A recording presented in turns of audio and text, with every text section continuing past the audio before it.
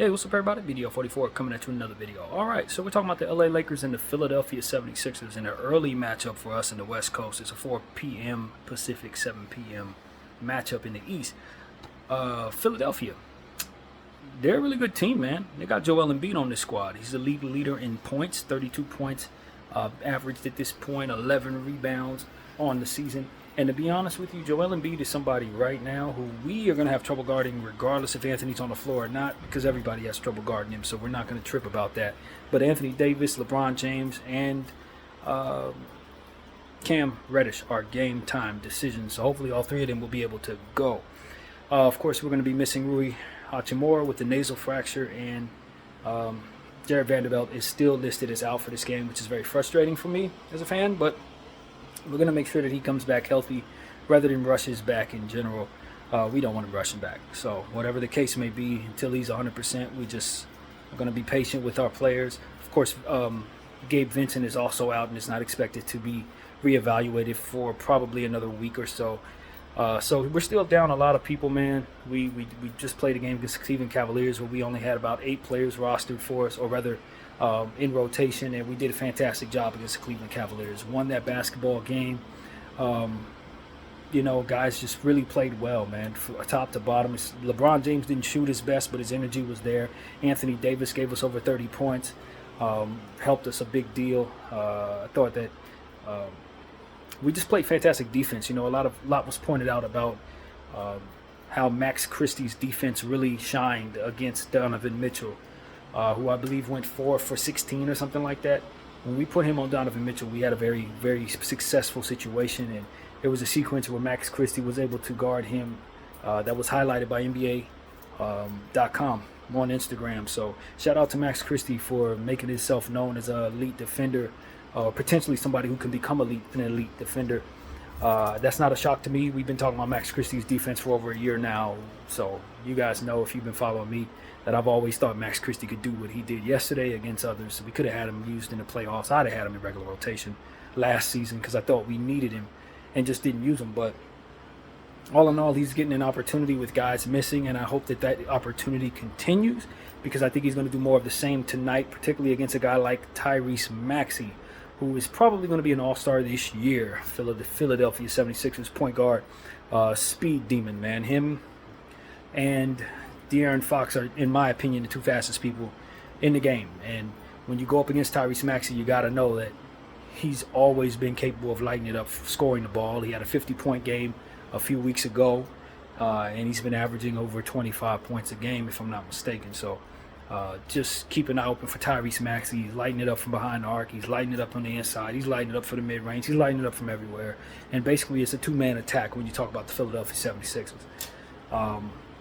Sixers are coming off of a victory, I believe. I saw so many highlights from them, but I believe they did win the OKC game that they played in. It was a tight matchup where Joel walked away with over 30 points. I believe Chet Holmgren walked away with 33 points. I think SGA came out of there with 31. So Philadelphia is I'd say, solid defensive team, not quite rated as high as we are defensively, but they play some very, very good offense, and they score the ball quite a bit.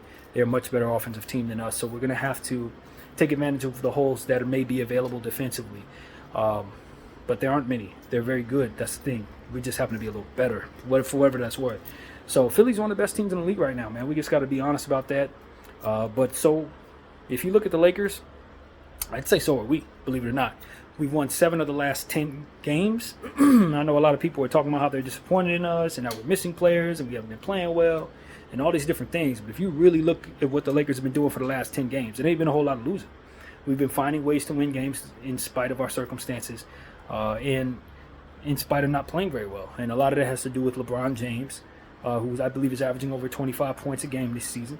And he's been playing fantastic up and down. Even though he's had some hiccups with his health, he's still been able to bowl through them and playing through it and just playing at a high level right now. And of course, Anthony Davis killing on both sides of the floor, even though we've had our complaints about his offense, scoring the ball at times. His defense never falters, and we can count on that no matter what's going on. So when you consider a two-headed superstar monster duo there, and then you consider Austin Reeves, who's coming along. He's been having a struggle season for himself, but over the last several games, he's slowly but surely finding his confidence, and I thought he was really good against the Cleveland Cavaliers, where he kind of fell on his shoulder on a play that some say was dirty by Jared Allen. I didn't think so, but he was just going after the ball and he kind of landed awkward. But he got up, seemed to be fine. He's not on the injury report, so we'll just shake that off like he shook it off and hope for the best going into another physical matchup against a serious player in Joel Embiid, who you might be trying to do that same type of thing against and may have that same type of result. You got to give credit to a guy like Jackson Hayes, who's been scoring the ball at a very, very efficient clip. Mostly layups and dunks, you know how that goes. But at the same time, you got to give him his credit because he hasn't really missed too much over the last several games. Anytime we lob him the ball, he's making it. So I would encourage the Lakers to take advantage of that while he's on fire. And, Taurean Prince, guy who's had a lot of complaints headed his way by way of this channel. We've talked a lot about how we didn't appreciate just him being in the starting lineup and how it didn't really work out for us in a lot of cases. But over the last 2 games, I've had nothing but good things to say about Taurean Prince. He played really well against the Cleveland Cavaliers and against the Dallas Mavericks. And hopefully he can carry that into Philadelphia tonight because we're going to need his defense and we're going to need him to shoot the ball better. And so given the fact that he's been helping us assisting the ball as well, I've really appreciated him playing better. And that's exactly what we call for here. So kudos to him and continued success. Christian Wood's been playing a lot better. You know, one thing that's been standing out about Christian Wood from my eyesight is his playmaking. He's been passing the ball in some very, very key areas. He's also known for scoring and rebounding, of course, but where he's really popped off the screen for me is just making the right read in passing situations. And so I've really liked what I've seen from him, and hopefully with guys missing, he can continue to flourish down there against the Philadelphia 76er club that we're going to need his size against. So, these are things that we're thinking about. Of course, with Rui and Vando still missing, we're going to need our forwards to play well. So, of course, that means Max Christie, Taurean Prince, and maybe we see the Max Lewis as well. Maybe we'll get some minutes out of him. He's been called up as well as Alex Fudge and Demoy Hodge from the G League to join us on this road trip while our guys are out. So hopefully we can get some minutes out for those guys. In garbage time, God willing, we have a blowout victory against the Philadelphia 76ers, which nobody's expecting at all. But nevertheless, we do want to continue to play well. And this Philadelphia 76ers team has had some blemishes as of late. Nothing too serious, but some blemishes. For example, they lost to the Cleveland Cavaliers, the team we just beat. Yeah, I believe they had a game where they went to overtime, I think it may have been. I don't remember if it went to overtime or not, but they had a close game where, Cleveland just kind of executed better down the stretch. So that's one thing to consider. They had a game against the Brooklyn Nets where they shined very much. But they also had to play in a game against the Minnesota Timberwolves before that where they didn't have Joel Embiid, and I don't believe they got the victory there. So, it's been hot and cold for the Philadelphia. They've lost their last 2 tournament games at home. So I know that they're not too pleased about their home record this year. And we'll be playing in their building tonight, so hopefully we can have some success in a non-tournament game, of course. But nevertheless, it's in their building, and we want to beat them. We usually have trouble against Joel Embiid, man. To be dead honest with y'all, he usually eats our lunch. Whether it's their building, our building, it doesn't matter. If you look back historically since he's been in the league, he usually is a Laker killer. So we need to be honest about that and bring a certain level of intensity to him, because at the end of the day, there is a chance that if we make it to the finals, he's the guy on the other side of that. A lot of people like the Boston Celtics. Other teams are playing well. You never know who's going to rise to the top. Orlando's been playing some amazing ball as of late. Milwaukee, of course, is in the fold. But when you look at who's been the best team in the Eastern Conference as of late, it's been the Philadelphia 76ers. So if we want to draw blood against them and put some doubt in their mind about who we are and what we're going to do to them going forward, tonight's the night to do it on their home floor. So that's what I'm encouraging the Lakers to come out and be confident in regards to. D'Angelo Russell is somebody who's been hot and cold as of late. And, it's one of those situations where I want him to make his presence known out there. I want him to make his presence known against the Philadelphia 76ers. He's been kind of quiet these last couple games. Some forgettable performances, more or less, from him. And we want him to step back into his confidence and shoot the ball very well against this team, especially going up against some very talented guards like Tyrese Maxey and a few others that they have. DeAnthony Melton has also been playing at a very high level on both sides of the floor. I believe he's from where I'm standing right now, if I'm not mistaken. He's from North Hollywood. And this is somebody who came into our building and hit like 7 threes and got like 7 steals in the same game, if I'm not mistaken. I'm pretty sure that was how he did it last year against us at Crypto.com Arena. So if we're not taking a very good care of the understanding of DeAnthony Melton, he could have another career game against his hometown, LA Lakers. So that's somebody who I've had circled on my understanding on my calendar for over a year now, since he had that spectacular basketball game against us, where he was literally one of the best players in the world that night. He was. No question about it. So if you don't respect him on both sides of the floor, he's already proven he can burn you. Straight up Lakers. So these are things that we know. Of course, the Clippers made a trade with the Philadelphia 76ers, sending a few guys back their way. Of course, James Harden headed back to L.A. With the Clippers, and they were able to get back Nicholas Batum, Robert Covington. Who else was that? Morris. Not Markeith, but Marcus Morris. And I think that was how that trade went. Maybe a few picks after that. I don't remember if there was another player involved in that. But I will say that we need to be very concerned about how they use Nicholas Batum and Robert Covington. Covington's coming off of the bench, someone who's played with the Philadelphia 76ers before. In fact, he started his career with the Philadelphia 76ers. And Nicholas Batum, who still has a lot left in the tank to help his team as a role player defensively and shooting the ball. So we need to be very careful with Nicholas Batum, because we know he can light up a bunch of threes and get a bunch of steals, and Rocco can do the exact same thing.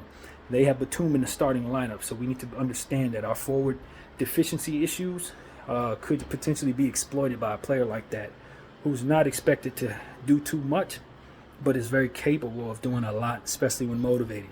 So he's surging right now. He's playing well, and we need to be very, very aware of that. To be honest with you, Philadelphia doesn't have a whole lot coming off of their bench. But one thing you do need to understand is Patrick Beverley is on this team. Yes, Los Angeles. Patrick Beverley is a Philadelphia 76er. And if you don't think he's going to be ready to bring all the hell to us defensively, please understand that you're going to be terribly, terribly mistaken. He's always up for his old teams. He's going to be loud. He's going to make his presence felt. He's going to play defense. And when you consider the two players I just named in Rocco and Batum, when you consider DeAnthony Melton and his capabilities defensively, you consider Joel Embiid and his capabilities defensively, you got to know that they're coming hard with the defense tonight. They're going to be especially motivated. I'm sure that, Nick Nurse has these guys ready to go. He's a very, very talented coach who's won a championship with the Toronto Raptors. And we need to understand that they have done their homework on us. They know who we are. And they're not coming in flat. And they just beat a very talented OKC team. So they're expected to be victors tonight from their end. So we need to go ahead and bring it to them 130%. Understand that Patrick Beverley is going to try to stake the ball from D'Lo and Austin. He knows these guys. That's what concerns me about him coming off of the bench. He knows our guys. He knows our system. And he's going to be loud, and he's going to play big. So if we're not ready for him to do that, it could be a long night. Now, the good thing about him is he runs hot and cold. We know him. We know him well. He can have nights where if you let him shoot too much, he will. And in doing so, he may put himself in a position to be very inefficient. But that doesn't mean that he can't make the big play, hit free throws, do all the different things that you don't want to see him do against you. He was a headache for us because we used him in bad lineups a lot of the time.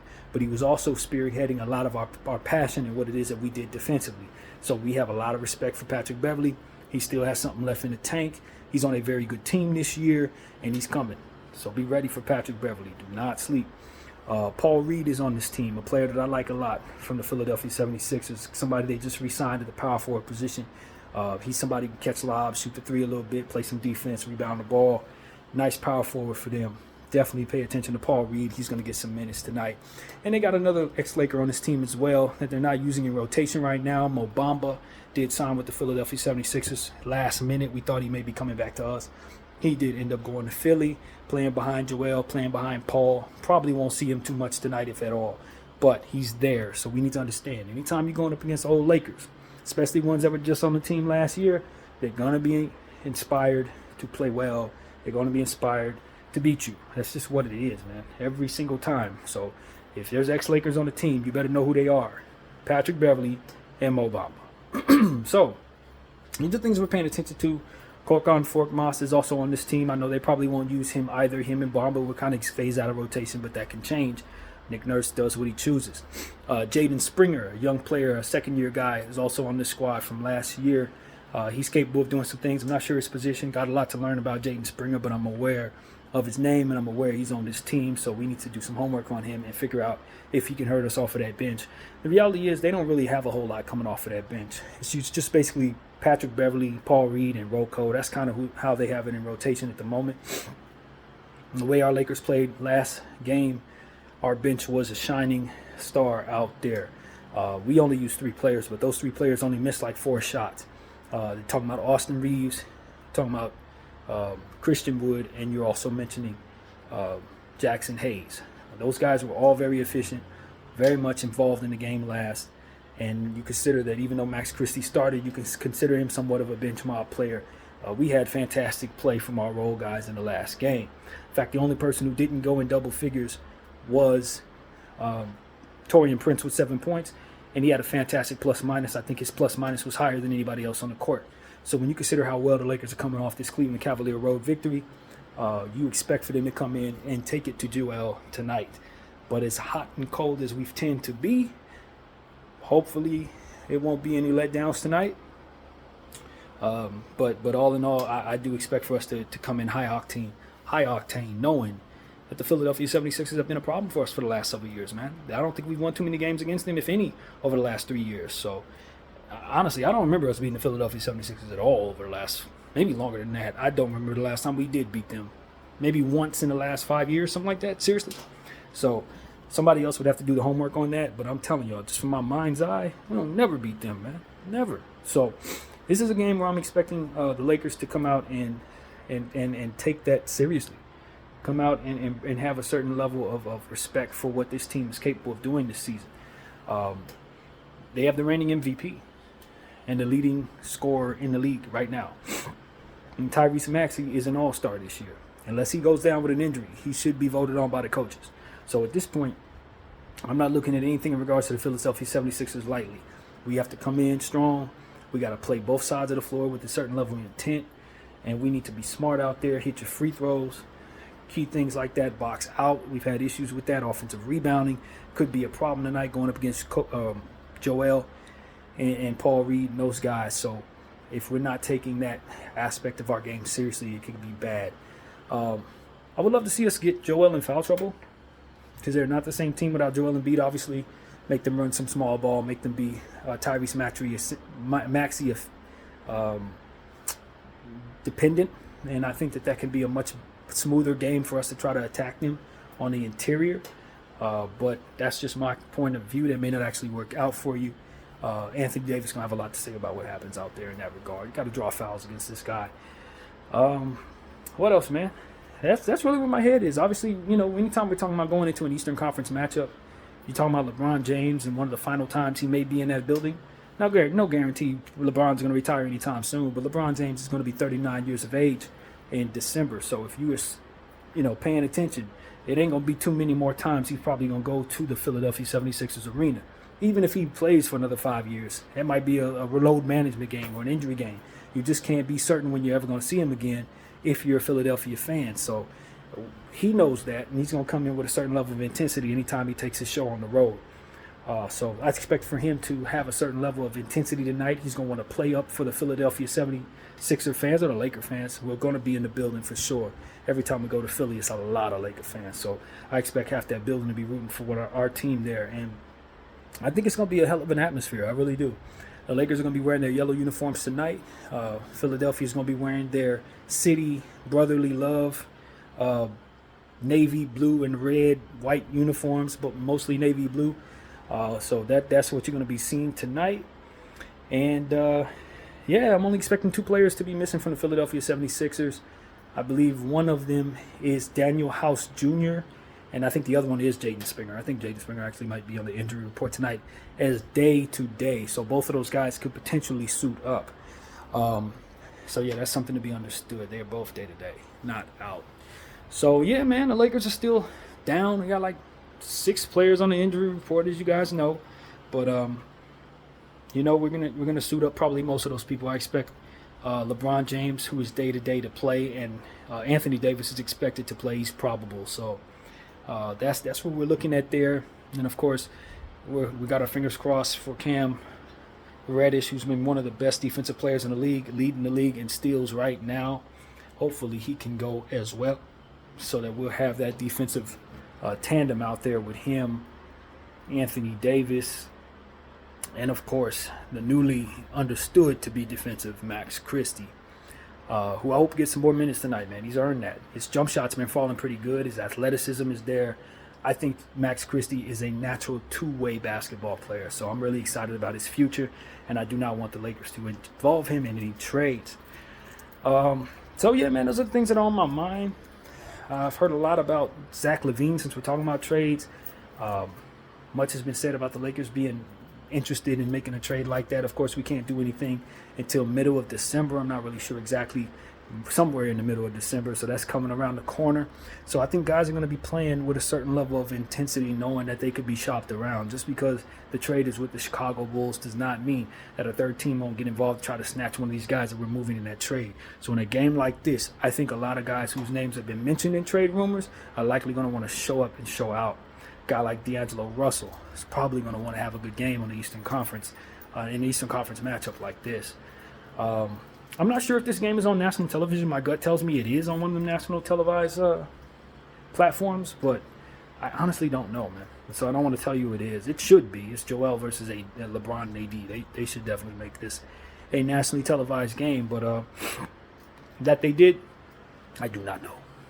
But what I can tell you is that matchup is at 4 o'clock Pacific time, 7 o'clock Eastern, and we will be ready for the Philadelphia 76ers, God willing. I'm ready. I hope our team's ready. There's no way of knowing. But given the fact that our last road trip was not a good one for our standards, and we started this road trip off the right way, I expect for us to be highly competitive tonight. So that's really what I have to say, man. I want everybody to enjoy this basketball game. I'm certainly going to enjoy it. Early matchup on a Monday. A lot of people ain't even going to be off work by the time that game starts, but we know how that goes. It's the Eastern Conference, so we just got to live with that. So, yeah, man, that's my understanding of what to know about the Philadelphia 76ers versus the Los Angeles Lakers. Philadelphia having won 3 of their last 5 games, and us having won 4 of our last 5 games, 7 of the last 10, as I've said already. We just got to continue to rebound the ball, man. Offensive rebounding has been a problem, and I know much has been mentioned about us choosing to let that be the case by trying to get back, but my eye test tells me something entirely different. Eye test tells me that they're right there. They're just not winning those battles. Eye test tells me that sometimes they're just not boxing out and allowing the other team to get those boards off of missed shots. We need to make teams pay for their missed shots. We need to make teams pay for their turnovers. Get out in transition and run. And do expect that the Philadelphia 76ers, even though they got Big Joel, are going to run the ball because they also got Tyrese Maxey. They got Rocco, as I said, Batum. These are good transition players. DeAnthony Melton. These are very good transitional players who are going to get out and run. Also, I don't want this video to end without mentioning Tobias Harris. He's having a fantastic season this year, the starting small forward. Also, somebody who could be on the trade block very soon with an expiring contract, who's going to be looking to try to make some heads turn against the Los Angeles Lakers. So it's very important that I mention Tobias Harris, because I wouldn't be surprised if he has over 20 points tonight. Shooting the ball well, very, very talented, gets to the line, that kind of thing. Also, it's important that I mention, against the OKC Thunder, the Philadelphia 76ers got to the line 45 times. 45 free throws shot for the Philadelphia 76ers.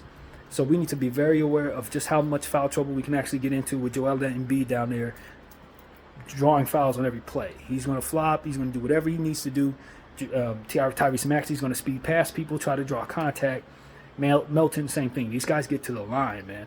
So we need to be very, very careful not to overfoul, or we could find ourselves in some serious foul trouble missing players. So that's something that needs to be understood. 45 damn free throws shot against the OKC Thunder.